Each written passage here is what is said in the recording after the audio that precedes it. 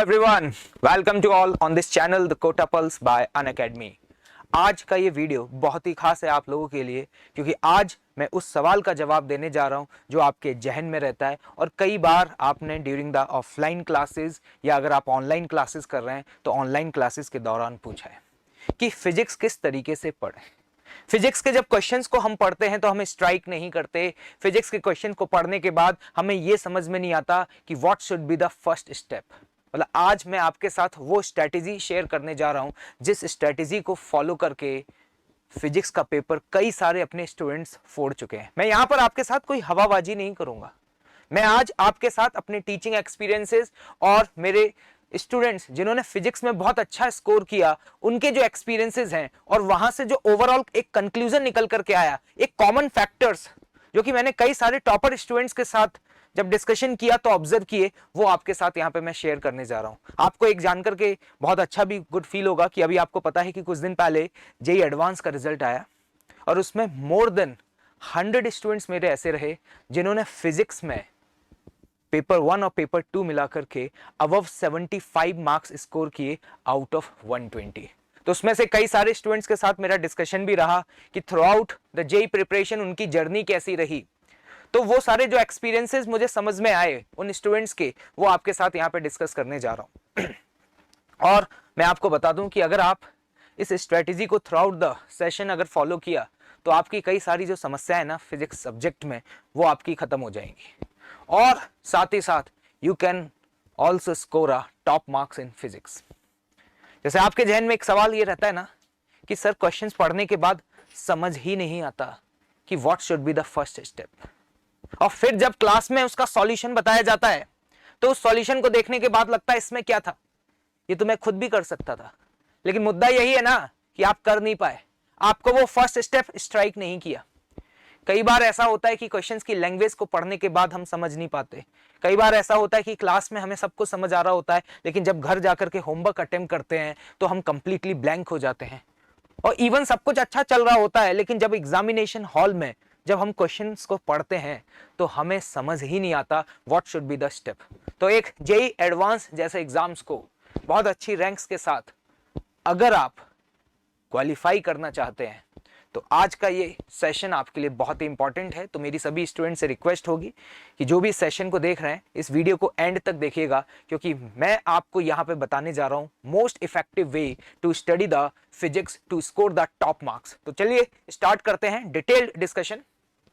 सबसे पहला step by step, first step is homework.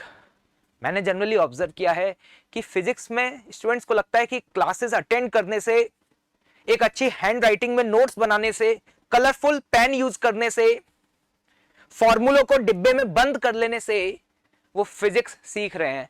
तो मैं बता दूं कि आप बहुत ही गलत दिशा में जा रहे हैं। This is not the correct way. Generally मैंने अब ऑब्जर्व किया है जब से ऑनलाइन क्लासेस का ट्रेंड बहुत ज्यादा आ चुका है, यूट्यूब पर बहुत सारा कंटेंट अवेलेबल है, तो अब स्टूडेंट होमवर्क करने को उतनी ज्यादा प्रायोरिटी नहीं देते। और फिजिक्स एक ऐसा सब्जेक्ट है कि this is not a one way, it is a two way. आप जितना ज्यादा सिंसियर होकर के होमवर्क अटेम्प्ट करते हैं, आप जितना ज्यादा क्लास में डिस्कशन में इन्वॉल्व होते हैं, आप अपने मल्टीपल कॉन्सेप्ट्स अपने टीचर्स के साथ डिस्कस करते हैं कि सर मैंने इस क्वेश्चन को ऐसे नहीं ऐसे सॉल्व किया है, तब जाकर के आप फिजिक्स जैसा सब्जेक्ट सीख पाते हैं। अगर आपको एक ऐसा लगता है कि सिर्फ लेक्चर देख लेने से, अच्छे क्लास नोट्स बना लेने से आपकी फिजिक्स स्ट्रांग हो जाएगी, तो मैं आपसे यही कहूंगा जनाब इस गलत फहमी में मत रहिए। इन सब चीजों से आपको सिर्फ गुड फील हो सकता है, कुछ मोमेंट्स के लिए आपको ऐसा लग सकता है कि सब कुछ बहुत अच्छा चल रहा है, लेकिन in the long journey at the end of the day जब आप जेईई जैसे एग्जाम्स देने जाएंगे देन यू विल रियलाइज कि आप वहीं खड़े हुए हैं जहां से आपने अपना सफर शुरू किया था। तो homework should be your first priority. Even मैं तो आपसे यह कहूंगा कि क्लास नोट्स आपके इनकम्प्लीट हो चलेगा, लेकिन होमवर्क इनकम्प्लीट नहीं होना चाहिए। विद प्रॉपर डिसिप्लिन, कंसिस्टेंसी के साथ हमें रेगुलर बेसिस पर होमवर्क करना होगा यार। और होमवर्क करते समय भी उसे भी अटेम्प्ट करने की जनाब एक स्ट्रेटेजी है।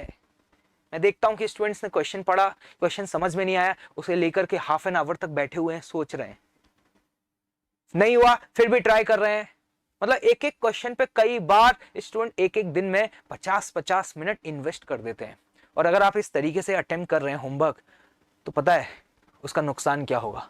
आपको अदर सब्जेक्ट्स में सफर करना होगा, आपके बैकलॉग्स क्रिएट हो जाएंगे और आपका पूरा होमवर्क कभी भी कंप्लीट नहीं हो पाएगा। होमवर्क हमेशा 2 स्टेज में करना है भाई। It is a 2 step process, stage 1 and the stage 2। ये क्या बता दिया भाई मैंने? ये कौन कौन सी स्टेजेस हैं? स्टेज 1 में आपको होमवर्क बिल्कुल एज इट इज उसी तरीके से अटेम्प्ट करना है जैसे आप एग्जामिनेशन हॉल में बैठ करके एक क्वेश्चन पेपर को सॉल्व कर रहे होते हैं। आप कितने सिंसियर होते हैं आपको पता है, आप कितने अटेंटिव होते हैं ये भी आपको पता है। आप जानते हैं कि उस समय अगर कोई एक इन्विजिलेटर आकर के एक पेपर पे आपसे साइन कराए ना, तो आपको यार गुस्सा आने लग जाता है। आप एकदम से घूर करके उसकी तरफ देख रहे होते हैं, आपको लग रहा होता है कि जीवन का 30 सेकंड आपके जीवन में कितना इंपॉर्टेंट है। लेकिन आप सोचिए जब घर पे बैठ करके आप होमवर्क अटेम्प्ट कर रहे होते हैं, आप कितना ज्यादा रिलैक्स मोड में होते हैं। तो first attempt should be like that, जैसे आप एक एग्जामिनेशन हॉल में बैठ करके क्वेश्चन पेपर को सॉल्व कर रहे हैं। You should be very sincere. और पहले अटेम्प्ट में एक क्वेश्चन पर मैक्सिमम टू मैक्सिमम आपको 4 to 5 मिनट्स ही देने हैं। अगर वो क्वेश्चन आपसे नहीं बन रहा, अगर विद इन 4 to 5 मिनट बन जाता है तो वेल एंड गुड, नहीं बनता तो मूव ऑन, आगे बढ़ो यार। अननेसेसरी अभी उस पर टाइम वेस्ट मत करो। अगर आप उस क्वेश्चन को जो आपसे पहले अटेम्प्ट में नहीं हुआ बार बार उसी क्वेश्चन को करने की कोशिश करेंगे, तो मैं आपको बता दूं कि 15 to 20 मिनट्स तक आपको कुछ भी स्ट्राइक नहीं करेगा, क्योंकि आपकी थॉट प्रोसेस चेंज नहीं होगी। आप जिस प्रोसेस को पहले फॉलो कर रहे थे बार बार आप उसी प्रोसेस को फॉलो करते रहेंगे। तो फर्स्ट स्टेज क्या है कि भैया क्वेश्चन पढ़ना है और जल्दी से जल्दी हमें अपना आंसर निकालना है। जब फर्स्ट स्टेज में आपका पूरे सब्जेक्ट का होमवर्क कंप्लीट हो जाता है, उसके बाद आपको क्या करना है, वो क्वेश्चन जो आपसे पहले अटेम्प्ट में नहीं हुए या वो क्वेश्चन जो आपने अटेम्प्ट तो किए लेकिन उसके आंसर्स मैच नहीं हो रहे हैं, उन क्वेश्चंस को दोबारा से रीड करना है और अगेन फिर से उन क्वेश्चंस पे आपको मैक्सिमम 10 मिनट स्पेंड करना है। मतलब स्टेज 1 में हमारा एक अप्रोच डिफरेंट है। स्टेज 1 में हमारा अप्रोच सिर्फ और सिर्फ यही है कि भैया हमारा आंसर निकल करके आना चाहिए और जल्दी निकल करके आना चाहिए। हमारा फर्स्ट अटेम्प्ट में एक्यूरेसी इंपॉर्टेंट है, क्वेश्चन का सही आंसर तक पहुंचना इंपॉर्टेंट है, दैट्स ऑल। फर्स्ट अटेम्प्ट में हम कॉन्सेप्ट्स के बारे में नहीं सोचते, हम मल्टीपल मेथड्स के बारे में नहीं सोचते। लेकिन when we go for the second stage, तो वहां पे हमारे लिए आंसर इंपॉर्टेंट नहीं है, क्योंकि आंसर तो हमें पता चल गया है, आंसर की हमने देख ली है।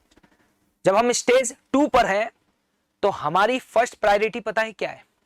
हमारी प्रायोरिटी ये है कि वो क्वेश्चन जो हमसे गलत हो गए थे दोबारा से अटेम्प्ट करें, उसमें जो कॉन्सेप्चुअल मिस्टेक्स हैं उनको फाइंड आउट करें, कहां पे वॉइड क्रिएट है हमारी कॉन्सेप्चुअल नॉलेज में, वो फाइंड आउट करें। तो स्टेज 2 में हमारा माइंड काफी रिलैक्स रहेगा, एकदम रिलैक्स। और स्टेज 1 में हम एकदम हाइपर मोड में अटेम्प्ट कर रहे होंगे। ये दोनों प्रैक्टिस आपको करनी पड़ेंगी। स्टेज 2 जो है वो आपके फिजिक्स के फंडामेंटल कॉन्सेप्ट्स को इंप्रूव करने में हेल्प करेगा, और जो स्टेज 1 है वो आपकी एक्यूरेसी और अंडर प्रेशर क्वेश्चंस को कैसे डील करना है उसमें आपकी हेल्प करेगा। आई होप सो आपको समझ में आ रहा होगा। This is the multiple stages for the homework. Now come to the next one. यार physics is not all about to solve the numericals. मैं देखता हूं और स्पेशली मैंने इंडिया में ये बहुत कॉमन चीज ऑब्जर्व करी है, और इवन कई सारे कोचिंग इंस्टीट्यूट्स में हम फिजिक्स को इस तरीके से पढ़ते हैं कि यार it is just like a numerical solving. कोई भी चैप्टर स्टार्ट हुआ, पहला क्वेश्चन एकदम टफ क्वेश्चन जिसमें मैथमेटिक्स इन्वॉल्व है, डिफरेंशियल इक्वेशंस बनानी पड़ रही हैं, एलिमेंट्स लेने पड़ रहे हैं। नहीं यार, आप गलत ट्रैक पे जा रहे हैं। Physics and maths are the 2 different subjects. पहले आपको ये समझना होगा कि हमें फिजिक्स में व्हाटएवर जो भी चैप्टर पढ़ रहे हैं ना, उसमें हमें फंडामेंटल कॉन्सेप्ट्स को स्ट्रॉन्ग करना होगा। और उसको स्ट्रॉन्ग करने का तरीका क्या है कि क्लास में जब आपको बेसिक प्रिंसिपल्स, आपको थ्योरीज या लॉ जब पढ़ाई जा रही हैं, तो उसके क्या क्या डायमेंशंस हो सकते हैं, किन कंडीशंस में ये वैलिड है, क्या टर्म्स एंड कंडीशंस हैं, उन पर वर्क करिए।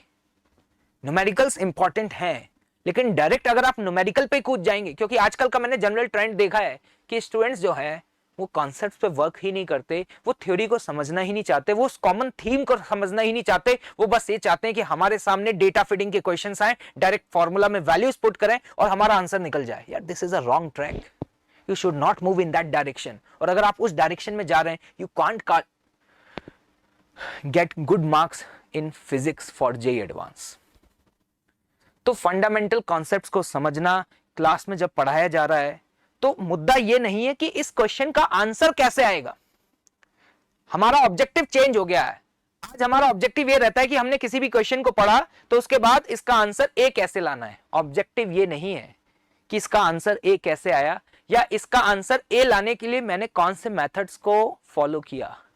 इंपॉर्टेंट ये है कि जो मेथड्स है ना, वो मुझे स्ट्राइक कैसे करेंगे। जैसे फॉर एग्जांपल आपने मुझसे कोई क्वेश्चन पूछा, मैंने कहा यार it is a quite simple question.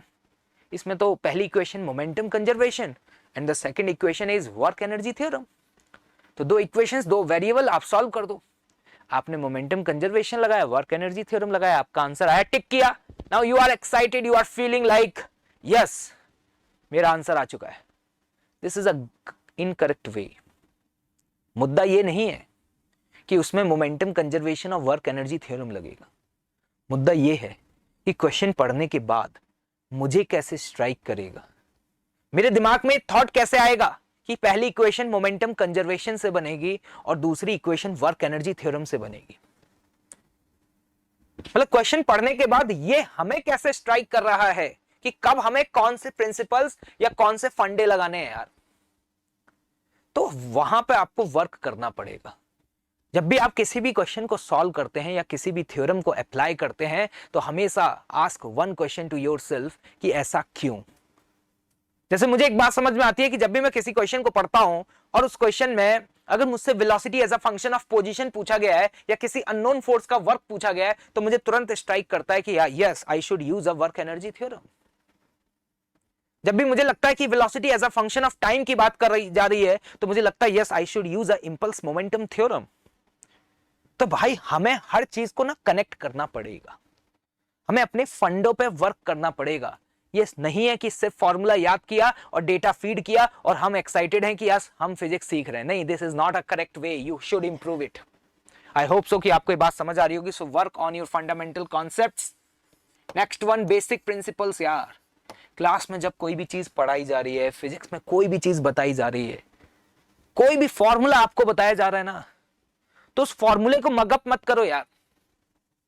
आजकल मैं ऑब्जर्व करता हूं कि कई सारे लोग फिजिक्स को सोचते हैं ये फॉर्मूला बुक है, मार्केट से एक फॉर्मूला बुक खरीद लेंगे और भाई सारे फॉर्मूले याद कर लेंगे और अपनी फिजिक्स स्ट्रांग हो जाएगी। हाँ, ऐसा है क्या? तो मुझे लगता है कि जिस सिलेबस को पढ़ाने में हमें 1 से 2 साल लगते हैं, उसे तो आप 10 दिन में कर देंगे। हम लोग यहाँ क्या कर रहे हैं, मतलब वो काम तो तुम 10 दिन में कर लोगे, एक फॉर्मूला बुक से सारे फॉर्मूले याद कर लो। और तुम्हें क्या लगता है फॉर्मूले याद करने से क्वेश्चंस बन जाएंगे क्या? मजाक चल रहा है क्या? जेई की प्रिपरेशन चल रही है बेटा।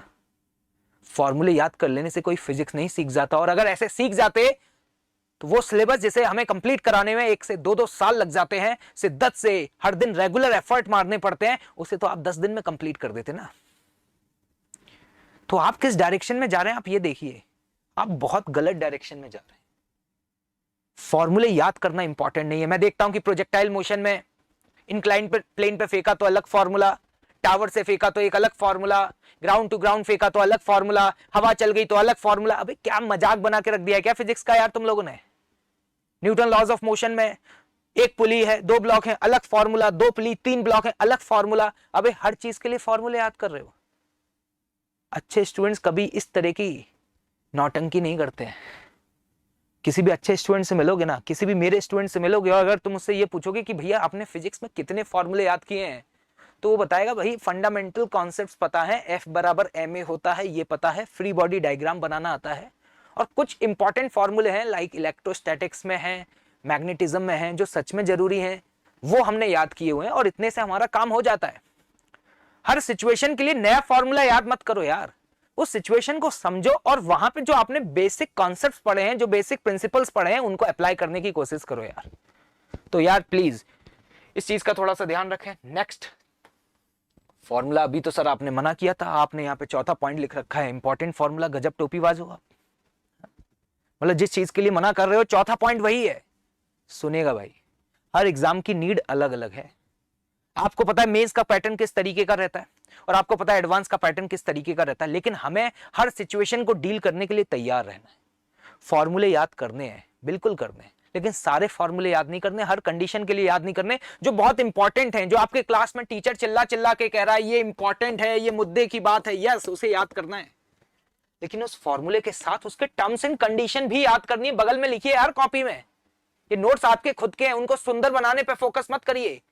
आपको असाइनमेंट के मार्क्स नहीं मिलेंगे एट द एंड जब आपका सेशन कंप्लीट हो जाएगा कि वाह आपने क्लास नोट्स बहुत अच्छे बनाए हैं, इसलिए आपको जेई एडवांस में तो वैसी एंट्री मिल जाएगी, 10 नंबर फ्री के मिल गए। क्लास नोट्स आपके अलावा कोई देखने वाला नहीं है, तो उनको सुंदर बनाने पर अपनी एनर्जी वेस्ट मत करो। उसमें वो सारे पॉइंट्स लिखो जो क्वेश्चंस को सॉल्व करने के लिए बहुत इंपॉर्टेंट है, फिजिक्स की अंडरस्टैंडिंग के लिए बहुत इंपॉर्टेंट है। जैसे कि फॉर एग्जांपल आपने फॉर्मूला याद कर लिया 2u sin theta divided by g, याद कर लिया, फॉर्मूला याद है। फॉर्मूला याद करने में तुम्हें महारत है, तुमने up to the 10th class यही तो किया है। स्कूल में फॉर्मूले याद कर करके ही तो तुम्हारे नंबर आए हैं। उसी गलत फहमी में तो जी रहे हो तुम अभी तक कि मैं तो स्कूल का टॉपर था, यहाँ क्या हो गया, यहाँ भी टॉप कर रहा हूं, पहले ऊपर से कर रहा था अब नीचे से कर रहा था। टॉपर तो टॉपर ही होता है, क्यों भाई? फॉर्मूला याद है, कोई भी सिचुएशन आई फॉर्मूला फिट करना है। बॉल को टावर से जमीन पे फेंका, लगा दो फॉर्मूला। बॉल को इंक्लाइन प्लेन पे फेंका, लगा दो फॉर्मूला। बेटा ये देखो तो सही कि इसकी वैलिडिटी क्या है, क्या ये फॉर्मूला हमेशा वैलिड था या इसके टर्म्स एंड कंडीशंस थी। This is valid only for ground to ground projectile motion. जब डिस्प्लेसमेंट वाई डायरेक्शन में 0, तो जब भी कोई फॉर्मूला लिखो तो उसके बगल में ये 4 पॉइंट जरूर लिखो कि ये कब कब वैलिड नहीं है, क्योंकि हमें फॉर्मूले याद होते हैं लेकिन उनके पीछे टर्म्स एंड कंडीशंस क्या है वो याद नहीं रहती। ये तो कहानी वही होगी कि मॉल में गए और वहां लिखा हुआ था कि 50% ऑफ है, एक्साइटेड हो गए, शॉपिंग करने पहुंच गए। जब शॉपिंग कर ली तो पता चला कि 50% ऑफ तो तब मिलेगा जब आप 20,000 की शॉपिंग करेंगे, और तुमने करी 1,000 की शॉपिंग, हो गई मेहनत बर्बाद। विंडो शॉपिंग करके आ गए तुम लोग। वही तो कर रहे हो तुम फिजिक्स में। फॉर्मूले याद है, टर्म्स एंड कंडीशन पता नहीं, सिचुएशन कोई और है, फॉर्मूला फिट कर दो, आंसर निकाल रहे हैं। और इंटरेस्टिंग बात क्या है कि तुम्हारे जो आंसर्स आते हैं ना वो उन 4 ऑप्शन में किसी एक ऑप्शन से मैच भी हो जाते हैं। फिर तुम्हें बाद में लगता है यार मैंने तो आंसर सही निकाला था ना, आंसर की में गलत दिया हुआ है। हाँ? क्योंकि जो 4 ऑप्शंस में से जो एक सही ऑप्शन है ना, उसके अलावा जो 3 गलत ऑप्शन है ना, वो भी सोच समझ के बनाए गए। तो प्लीज फॉर्मूले याद करिए, अच्छी बात है, लेकिन सारे फॉर्मूलों में जो भी तुमने याद किए ये भी पता होना चाहिए कि वैलिडिटी क्या है। और हर सिचुएशन के लिए याद मत करिए, एक जनरल फॉर्मूला याद करिए, एक जनरल एक्सप्रेशन याद करिए, जो एक्सप्रेशन हर केस में वैलिड हो।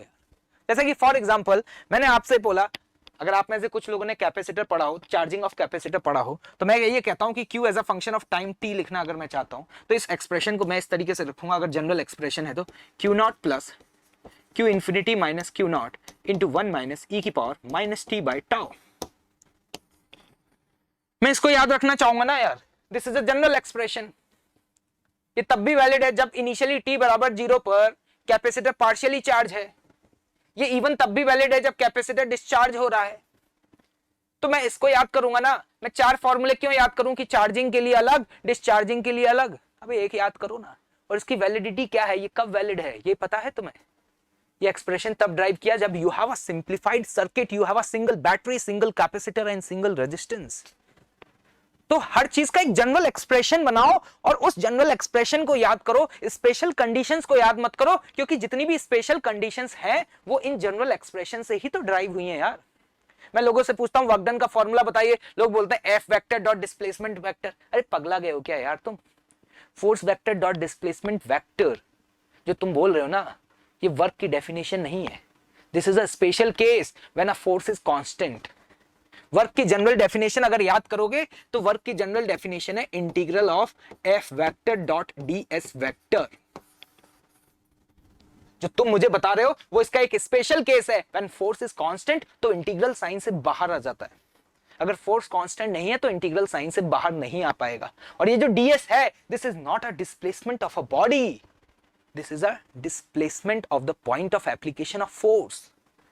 ये फॉर्मूला तुम्हारे लिए फॉर्मूला है, लेकिन इस फॉर्मूले पे मैं हाफ एन आवर तक तुम्हारे साथ चर्चा कर सकता हूं, अगर तुम इस बात को समझ पा रहे हो तो। इसी तरीके से घर बैठ करके हर फॉर्मूले को लिख करके खुद से ये सवाल पूछा करो कि ये कब वैलिड है, कब वैलिड नहीं है, इसकी स्पेशल कंडीशंस क्या है, इसका जनरल एक्सप्रेशन क्या है, अगर ऐसा होता तो क्या होता, और अगर ऐसी सिचुएशन होती तो क्या होती। तुम ही स्टूडेंट हो और तुम ही टीचर हो। घर बैठ करके जो जितना पेन चला रहा है, जितने प्रॉपर तरीके से सेल्फ स्टडी कर रहा है, हर चीज को लिख करके एनालाइज कर रहा है, जो सोच रहा है वो अपनी स्किल्स को डेवलप कर रहा है, और जिसका ब्रेन डेवलप हो रहा है उसके लिए जेईई एग्जाम कोई बहुत बड़ी चीज नहीं है। आपको याद होगा कि वीडियो के शुरुआत में मैंने एक बात बोली थी आपको कि कई सारे स्टूडेंट अबव 75 लाए हैं। एक और हकीकत बता दूं, 75 तो छोड़ो बेटा, अबव 100 मार्क्स हैं। 100 मामूली बात नहीं है बेटा। 120 में से 100 से ज्यादा, 10 से 12 स्टूडेंट है मेरे। कोई मामूली बात नहीं है, ये बात तुम्हें समझ आ रही होगी। उन स्टूडेंट से मिलोगे ना तो वो उन्होंने एक ही चीज कहेंगे कि हमने होमवर्क बहुत सिंसियरली अटेम्प्ट किया, और जो क्वेश्चंस हमसे पहली बार में नहीं हुए, जो क्लास में डिस्कस हुए, उन्हें हमने दोबारा री अटेम्प्ट किया। जो इंसान री अटेम्प्ट कर रहा है ना, वही सीख रहा है। Last, proper short notes. ये तो भाई हमने तवज्जो दी नहीं, ये तो हमारी प्रायोरिटी लिस्ट में था ही नहीं कभी। शॉर्ट नोट्स क्यों बनाए सर? नोट्स तो हैं हमारे पास। जनाब आज तो नोट्स हैं तुम्हारे पास। जब ये सिलेबस कंप्लीट हो रहा होगा ना तो हर एक सब्जेक्ट में ना 30-30, 35-35 चैप्टर होंगे, तो 90 चैप्टर। और तुम सोचो 90 चैप्टर और तुम्हें रिवाइज करने के लिए सिर्फ 40 दिन मिले। एक दिन में on an average 2.5 chapter revise करना है। कैसे करोगे बे? बताओ। नोट्स रिवाइज करोगे? नोट्स, इलेक्ट्रोस्टैटिक्स के नोट्स देखोगे ना, कॉपी भर गई होगी तुम्हारी पूरी। मैग्नेटिज्म के नोट्स देखोगे ना, कॉपी भर गई होगी पूरी। रोटेशन के नोट्स देखोगे ना, एक एक कॉपी है। क्या एक दिन में पूरे नोट्स रिवाइज कर लोगे? क्वेश्चंस की प्रैक्टिस हो जाएगी? नहीं हो पाएगी। यू कांट कंक्लूड जो आपने एफर्ट्स किए हैं। जनरली ये मैंने देखा है कि स्टूडेंट्स पढ़ते समय बहुत सीरियस रहते हैं, लेकिन जब रिवीजन की बारी होती है तो वो रिवीजन प्रॉपर तरीके से नहीं कर पाते। व्हाटएवर जो भी उन्होंने सीखा थ्रू आउट द जर्नी, उसे फाइनली कंक्लूड ही नहीं कर पाते यार। प्लीज शॉर्ट नोट्स बनाइए, ये आपकी हेल्प करेंगे एट द एंड सभी चीजों को एक साथ कंक्लूड करने में। आई होप सो कि आज के इस वीडियो सेशंस में आपका दिमाग थोड़ा सा खुला होगा। मुझे पता है यार आपके पास ज्ञान बहुत है, इस वीडियो को देखने के बाद भी आप करोगे वही जो आपका मन है, लेकिन यार ये मेरा कर्तव्य बनता है, ये मेरा धर्म बनता है कि आपको कम से कम सही रास्ता तो दिखाऊं। और मुझे लगता है कि जो मैंने अभी पॉइंट्स बताए हैं, अगर इसको सिंसियरली नेक्स्ट 6 मंथ तक फॉलो कर लिया तो वो गोल दूर नहीं है जिस गोल की चाह के साथ तुमने अपनी प्रिपरेशन क्या करी है, स्टार्ट करिए। आई होप सो कि मेरे सारे पॉइंट समझ में आ गए होंगे। फिर मुलाकात होगी। Wish you all the best of luck. Thank you so much.